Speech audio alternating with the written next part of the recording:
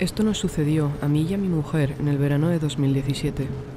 Nos habíamos casado unos meses antes y obviamente debido al coste de la boda nuestra situación económica no era la mejor y esto hizo que solo pudiéramos vivir en un sitio muy humilde y barato. Este sitio nos permitía pagar semana a semana y era una especie de pensión. La casa era de 3 pisos y tenía 4 cuartos con una cocina compartida y un baño para todos. Nos mudamos a uno de los cuartos del segundo piso. Obviamente, al ser una pensión, tuvimos que compartir la casa con más gente. Las personas más notables eran una pareja joven llamada Jim y Jennifer, que vivían justo arriba de nosotros en una habitación en el tercer piso. En los 3 meses que vivimos allí, fueron los únicos vecinos con los que interactuamos. Tenían una edad similar y también tenían intereses similares a los nuestros, pero en general solo hablábamos con ellos de pasada o incluso a veces en el porche de entrada cuando salíamos a fumar. Después de algunas semanas, rápidamente nos dimos cuenta de que no se entendían demasiado bien. Comenzó con pequeñas cosas, como escucharlos gritarse el uno al otro por breves periodos de tiempo, o escuchar a uno de ellos salir enfadado de la casa en alguna hora absurda de la noche. Pero las peleas cortas no duraron mucho. Con el tiempo cada vez se hacían más largas y cada vez se gritaban más alto. Eso fue hasta que un día mi mujer y yo estábamos viendo una película y todo el tiempo Jim y Jennifer se les oía tener otra de sus peleas justo encima de nosotros. Pero justo cuando la película terminó, ambos notamos que la pelea paró abruptamente. Era agradable finalmente tener algo de paz y tranquilidad, pero aún así parecía fuera de lugar para ellos, porque esto nunca sucedía así. Casi nunca dejaban de gritarse de repente, especialmente a esas horas de la noche. Aunque aún así, ambos estuvimos de acuerdo en que deberíamos aprovechar el silencio e intentar dormirnos, así que lo hicimos. Después de varias horas, mi mujer me despertó en medio de la noche sacudiéndome mientras miraba al lado de la cama. Recuerdo sentirme cansado y salir de un sueño profundo, y no sabía por qué me estaban despertando. Por inercia me giré para encender la luz de la mesilla de noche, pero al girarme vi inmediatamente a un hombre parado justo al lado de nuestra cama, encorvado sobre mi mesita de noche revisando el cajón. Me quedé helado. Después de unos segundos se levantó de su posición encorvada y procedió a mirarme fijamente. Me senté en la cama y el tipo comenzó a retroceder lentamente. Honestamente, en ese momento no sabía si lo que estaba viendo era real o solo mi imaginación, pero después de encender la lámpara de nuestra habitación, me di cuenta de que era nuestro vecino de arriba, Jim, el mismo que estaba siempre peleándose con su mujer. Me sentí un poco aliviado, pero aún así, porque estaba buscando entre nuestras cosas mientras dormíamos. Era algo completamente fuera de lugar para él. Después de tranquilizarme, le pregunté a Jim que qué hacía en nuestra habitación. Después de unos segundos de silencio, Jim respondió preguntando si podía coger prestado nuestro coche o si podíamos llevarlo a algún lado. Mi mujer, que ahora estaba completamente despierta, le gritó que no, especialmente después de que irrumpiera en nuestra habitación a las 3 de la mañana. Ella le dijo a él que si no se iba llamaría a la policía, y Jim reaccionó corriendo a toda velocidad fuera de la habitación. Pero no solo de la habitación, el tipo salió corriendo de la puerta de la casa y calle abajo. Miré a mi mujer y ambos estábamos de acuerdo en que algo olía mal. Pensamos en este punto que teníamos que subir y ver cómo estaba la mujer de Jim, Jennifer. Subimos las escaleras y lo primero que notamos es que la puerta de la habitación estaba cerrada sin llave. Así que llamé a la puerta, pero no hubo ninguna respuesta. Giramos lentamente el pomo de la puerta y abrimos. Lo que vimos a continuación parecía salido de una película de terror. La habitación se veía horrible, como si alguien se hubiera vuelto loco, golpeando áreas aleatorias con un objeto. Entonces vimos a Jennifer tirada en el suelo boca abajo. Caminamos hacia ella, pensando que Jim la había dejado inconsciente, pero cuando nos acercamos nos dimos cuenta de que había sangre fresca manchando la alfombra de debajo de ella. Llamamos a la policía de inmediato y les explicamos que creíamos que acabábamos de entrar en la escena de un crimen, pero que el asesino no estaba. La policía nos dijo que saliéramos de la habitación y esperáramos afuera hasta que llegaran, y efectivamente tardaron menos de 5 minutos en llegar. Después de explicar todo lo que había sucedido, los policías fueron a buscar a Jim y afortunadamente pudieron encontrarlo alrededor de 1 hora más tarde. Al parecer seguía corriendo por la calle. Cuando volvimos a hablar con la policía más tarde, nos dijeron que parecía que Jim estaba tratando de encontrar una gasolinera para poder conseguir un bidón de gasolina. Al parecer quería quemar toda la casa con el objetivo de quemar el cadáver de Jennifer y eliminar todas las pruebas. Jim finalmente sería condenado por el asesinato de su propia esposa. Durante los siguientes días, tanto mi mujer como yo no podíamos salir de la casa, ya que cada vez que lo intentábamos nos invadían docenas de reporteros de televisión que nos pedían una entrevista. Mi mujer y yo nos mudamos tan pronto como tuvimos dinero para hacerlo, pero aún así todo fue increíblemente aterrador. En medio de la noche, sin saberlo, nos habíamos encontrado cara a cara con un hombre que acababa de asesinar a su propia mujer y que planeaba asesinarnos a nosotros en el proceso de destruir las pruebas.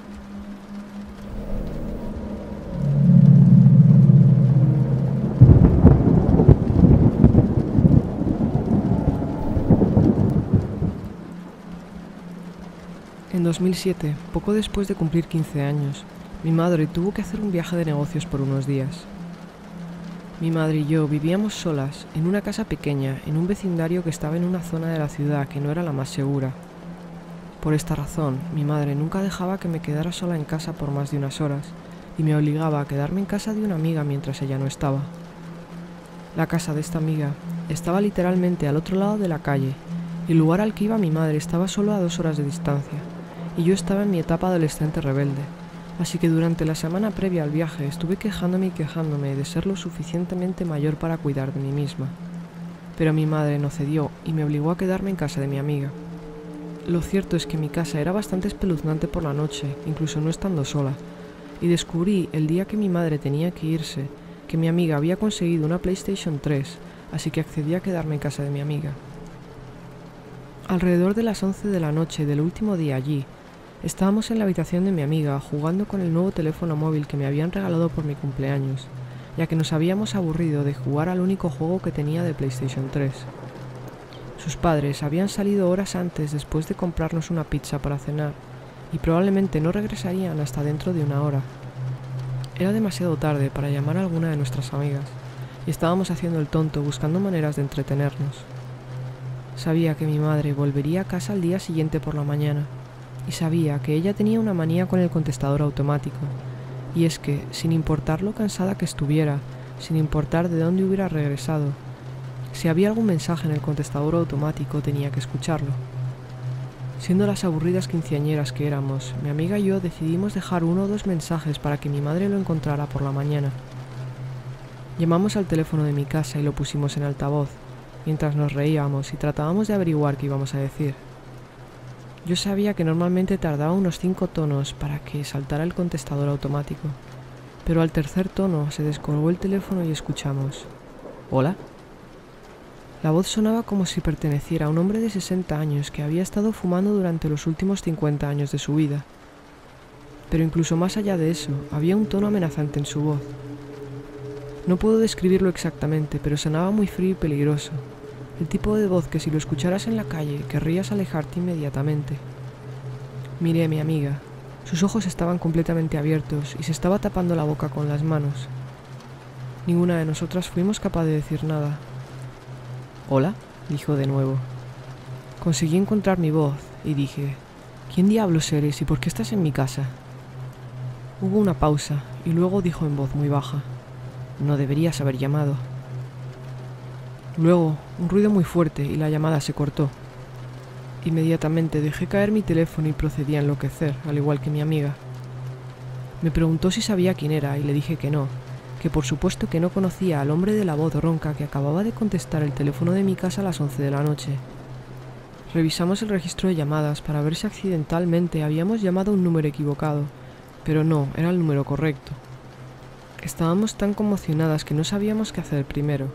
Si debíamos llamar a la policía, o llamar a mi madre, o llamar a los padres de mi amiga, o correr para asegurarnos de que todas las puertas y ventanas estuvieran cerradas, o qué.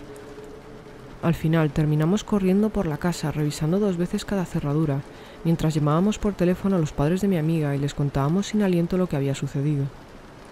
Estaban a unos 10 minutos de casa y dijeron que llamarían ellos a la policía. Su madre nos dijo que nos quedáramos en la habitación de mi amiga, con la puerta cerrada con cerrojo y todas las luces encendidas, en caso de que este tipo estuviera yendo de casa en casa. Y así durante 10 minutos estuvimos acurrucadas en el rincón más alejado de la habitación de mi amiga, básicamente debajo de su cama, saltando cada vez que oíamos cualquier ruido. La policía llegó a mi casa no mucho después de que llegaran sus padres. Honestamente, realmente no recuerdo mucho de los detalles sobre lo que estaban haciendo los policías, principalmente porque me negué a poner un pie fuera de la casa, pero recuerdo que nos hicieron muchas preguntas a mi amiga y a mí. Desafortunadamente no pudimos darles mucha información, ya que llamamos desde la habitación de mi amiga, que estaba en la parte trasera de su casa, lejos de donde hubiéramos podido ver mi casa. Sin embargo, una pregunta que hicieron me llamó la atención. Me preguntaron que quién tenía llaves para entrar en mi casa. Les dije que solo mi madre y yo teníamos llaves. Más tarde descubrí que la razón por la que la policía preguntó eso era porque no había señales de entrada forzada en ninguno de los accesos de la casa y que la puerta principal estaba abierta de par en par cuando ellos llegaron. Al parecer, nuestro teléfono fijo estaba descolgado, colgando de la pared, y la base del teléfono estaba rota como si hubiera sido aplastada con algo. Tanto la habitación de mi madre como la mía también tenían algunas cosas movidas y desplazadas, como si alguien hubiera estado revisando nuestros cajones y las cosas de nuestras habitaciones. A mi madre la llamaron en algún momento de todo esto, y logró llegar a casa esa noche, muy cansada y muy asustada por lo que había pasado. La policía investigó el incidente, pero nunca encontró ninguna respuesta. En ese momento no nos iba muy bien económicamente, pero aún así logramos mudarnos al otro lado de la ciudad a los pocos meses de que esto ocurriera. Sin embargo, durante los meses transcurridos entre esa noche y el día en que nos mudamos, dormí fatal y tuve pesadillas continuamente. También me negué rotundamente a estar sola en la casa, incluso por 5 minutos, y comencé a obsesionarme mucho con revisar una y otra vez las cerraduras de la casa, un hábito que todavía tengo hasta el día de hoy. Y ahora que he escrito todo esto, recuerdo que hay una cosa que nunca le he contado a nadie sobre todo esto, principalmente porque en ese momento pensé que me podían culpar a mí si decía algo. Más temprano ese día, volví a mi casa a buscar un cuaderno mío lleno de bocetos que quería enseñarle a mi amiga. Nada andaba mal. La puerta de entrada estaba cerrada con llave cuando llegué. No había señales de que la hubieran manipulado ni nada. No había ruidos en ninguna parte de la casa, pero el minuto en el que entré algo se sentía mal. Cuando entré me sentí de repente muy intranquila. Tuve un escalofrío por todo el cuerpo, se me puso la piel de gallina. Traté de obviarlo e ir a mi habitación a buscar el cuaderno, pero no fui capaz, estaba demasiado asustada. Así que me di la vuelta, cerré la puerta con llave y volví corriendo a cruzar la calle. Cuando regresé a la casa de mi amiga, me sentí como una idiota, pero mirando atrás es posible que mi instinto tuviera razón acerca de que algo no estaba bien. Me asusta incluso pensar en lo que podía haber pasado si lo hubiera ignorado y hubiera caminado a más adentro.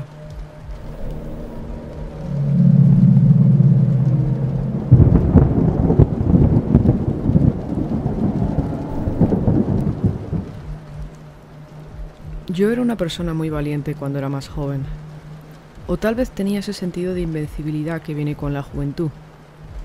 Había sobrevivido a algunas cosas bastante fuertes, como un acosador que nos persiguió a mí y a mi hermana durante más de 1 año y medio, varias agresiones, 2 incendios en mi casa y crecer en una casa que estoy segura que estaba encantada. Supongo que, mirando hacia atrás, haber pasado por todo eso me hizo sentir un poco como si fuera invencible. O tal vez simplemente asumí que no podían ocurrirme más cosas malas. Estaba claro que estaba equivocada. Cuando tenía 17 años, no tenía carnet de conducir y caminaba a la mayoría de lugares, y ocasionalmente hacía autostop. La noche en cuestión fue una de esas raras ocasiones en las que decidí hacer autostop. Ese día había trabajado hasta tarde y estaba demasiado cansada para caminar. Por lo general, las veces que hacía autostop no me subía al coche cuando iba un hombre solo. Solo me subía si eran mujeres o cuando eran hombres con su esposa o novia o los niños en el coche. Esta noche, sin embargo, había pocos coches y siendo invierno hacía bastante frío. Si soy perfectamente franca, cuando se detuvo el coche y vi que era un hombre, lo miré bien y pensé que podría con él si intentaba algo. Era delgado y escuchimizado y tenía una extraña fragilidad a su alrededor, a pesar de que parecía lo suficientemente saludable. Me subí al coche después de que acordáramos un destino, intercambiamos nombres y me calenté los dedos frente al difusor de la calefacción. El hombre se llamaba Richard y hablaba en voz baja, haciendo algunas preguntas como si era de allí y si me gustaba vivir en esa zona. Dijo que solo llevaba allí un par de meses, pero que lo encontraba hermoso y esperaba poder encontrar la felicidad viviendo allí. Ese comentario me pareció un poco extraño, pero no le di importancia. Empezó a nevar y el camino rápidamente se puso resbaladizo, por lo que redujo la velocidad y mantuvo la mirada fija en la carretera, conduciendo en silencio. Me parecía bien, ya que las conversaciones triviales nunca fueron mi fuerte. Aproximadamente 10 minutos después, vi que un automóvil cerca de la intersección a la que nos acercábamos parecía estar patinando, así que le dije: ¡cuidado! Inmediatamente pisó el acelerador, salió disparado a través de la intersección y estalló diciendo: ¡nunca me grites! No hace falta decir que me quedé muy sorprendida. Le dije: mira, esto está lo suficientemente cerca, así que déjame aquí sin problemas. No pareció escucharme. Richard, ¿me has oído? Dije que puedes detenerte aquí y dejarme salir ya. No hubo ninguna respuesta. Se limitó a mirar al frente, conduciendo más rápido ahora de lo que había ido desde que comenzó a nevar. Decir que tenía miedo no parece hacer justicia a la profundidad del terror que empezó a surgir en mí. No sabía si debía quedarme callada o hablar, pero lo que tenía claro era que no iba a gritar después de su arrebato. Después de aproximadamente 2 kilómetros comenzó a murmurar por lo bajo.